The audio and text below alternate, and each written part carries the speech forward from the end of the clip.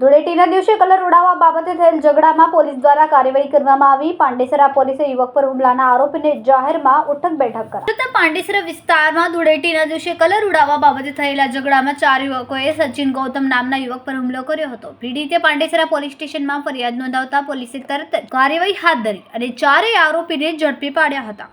ધૂળેટીના દિવસે સચિન ગૌતમ નામના યુવક સાથે આરોપી વચ્ચે કલર ઉડાવવા બાબતે તર્ક વિતર્ક થયો હતો। વાત વધતા આરોપીઓએ યુવાન પર હિંસક હુમલો કર્યો હતો, જેના કારણે તેને ગંભીર ઈજા પહોંચતા હોસ્પિટલમાં દાખલ કરવો પડ્યો હતો। ઘટના બાદ યુવકે પાંડેસરા પોલીસ સ્ટેશનમાં ફરિયાદ નોંધાવી હતી, જેના આધારે પોલીસે આરોપીની શોધખોળ શરૂ કરી અને તેમને ઝડપી લીધા હતા। પાંડેસરા પોલીસે આરોપીઓનું રિકન્સ્ટ્રક્શન કૈલાસનગર વિસ્તારમાં કર્યું, જેથી તેમણે સ્વીકાર્યું કે તે યુવક પર હુમલો કર્યો હતો। તદનંતર પોલીસે 4 આરોપીઓને જાહેરમાં લાવીને લોકલ ઓથોરિટીના અધિકારીઓ અને સ્થાનિક લોકોની હાજરીમાં ઉઠક બેઠક કરાવી। આ પ્રક્રિયા દરમિયાન આરોપીઓએ પોતાનું કૃત્ય સ્વીકારીને માફી માંગી હતી।